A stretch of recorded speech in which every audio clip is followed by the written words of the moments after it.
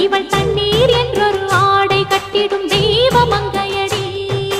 தையம் தீயம் தக்கு தீயம் தக்கு தையம் தீயம் தக்கு தீயம் தக்கு தையம் தீயம் தக்கு தீயம் தக்கு தையம் தீயம் தக்கு தீயம் தக்கு தை பொங்கல்